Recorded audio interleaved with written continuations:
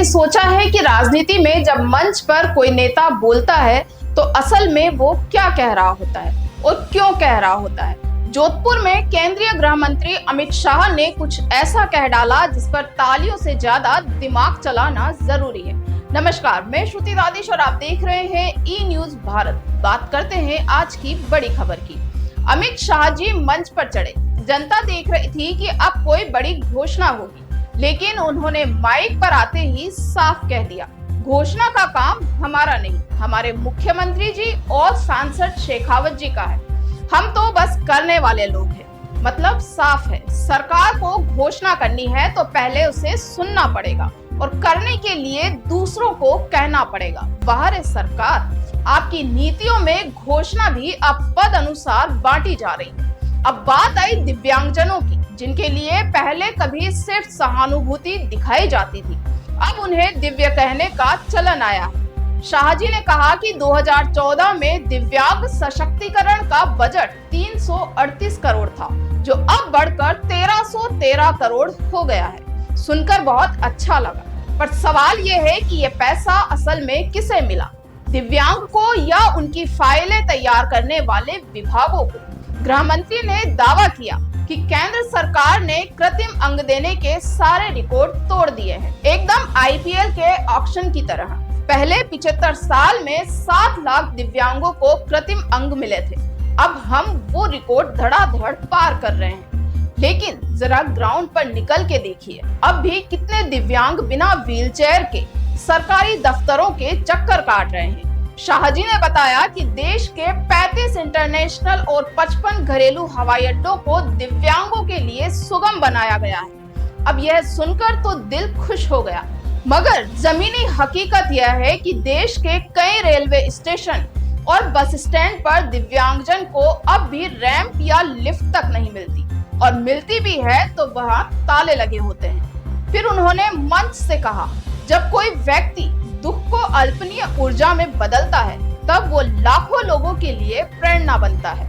यह बात उन्होंने समाज सेविका सुशीला बोहरा के लिए कही, जो 85 साल की उम्र में भी सेवा कर रही है।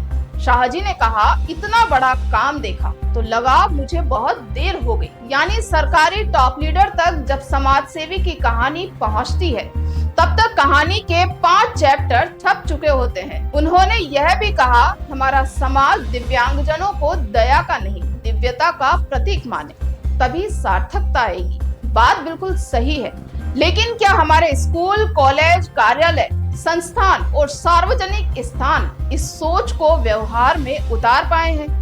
अमित शाह ने भावुक होते हुए कहा, भगवान जब किसी से कुछ लेता है तो बदले में कुछ खास देता है, वो खास होता है दिव्य। इस लाइन को सुनकर तालियां जरूर बजी, लेकिन पीछे बैठा हर दिव्यांग मन ही मन शायद यही सोच रहा होगा कि भगवान ने जो लिया वो बहुत ज्यादा था साहब, और जो दिया वो अब भी समाज के तानों से दबा हुआ है। फिर आया एक दिलचस्प मोड़, जब उन्होंने पैरालंपिक चैंपियन देवेंद्र झाझड़िया की मिसाल दी। कहा, जिसकी मां ने गहने बेचकर बेटे को भेजा, उसने देश को गोल्ड मेडल दिलाया। बहुत गर्व की बात है, मगर ये भी सोचिए, आज भी कितने देवेंद्र झाझड़िया अपनी प्रतिभा को मां के गहनों के इंतजार में कुर्बान कर रहे हैं। अमित शाह ने आंकड़े भी दिए, 1960 से 2012 तक भारत को पैरालंपिक में सिर्फ 8 पदक मिले, लेकिन पिछले 3 खेलों में 52 पदक मिले। शानदार, लेकिन क्या उन खिलाड़ियों की तैयारी के लिए जरूरी इंफ्रास्ट्रक्चर आज हर जिले में मौजूद है? उन्होंने कहा कि दिव्यांग डॉक्टर बन सकते हैं, कलेक्टर बन सकते हैं, उद्योगपति भी बन सकते हैं। हाँ, बिल्कुल बन सकते हैं, बशर्ते समाज उन्हें नौकरी देने को तैयार हो, स्कूलों में उनके लिए कुर्सियां आरक्षित हो और उनके कौशल को अंधविश्वास नहीं बल्कि अवसरों की नजरों से देखा जाए। शाहजी ने साफ कहा, हमें उनके हाथ थामने की जरूरत है, पर सच्चाई यह है कि सरकारी योजनाओं की भाषा ऐसी होती है कि पढ़कर दिव्यांगजन का दिमाग पहले ही थम जाता है, और अगर फॉर्म भर भी दे तो फाइल वहीं थम जाती है जहां अफसर की कुर्सी शुरू होती है।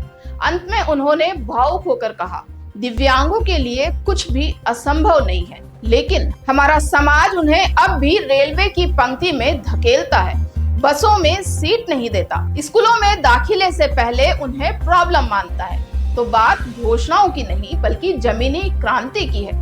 अमित शाह ने बड़े मंच से दिव्यांगों की दिव्यता की बात। अब समय है कि सरकार और समाज दोनों उनके लिए ऐसा वातावरण बनाए जहां उनकी मजबूरी नहीं बल्कि उनकी योग्यता सुनी जाए। हमारी यही कोशिश है कि ये शब्द सिर्फ भाषा तक सीमित न रहे बल्कि सिस्टम में शामिल हो। मैं हूं श्रुति दादिश, ई न्यूज़ भारत से, जहां हम सिर्फ खबरें नहीं जज्बात भी दिखाते हैं।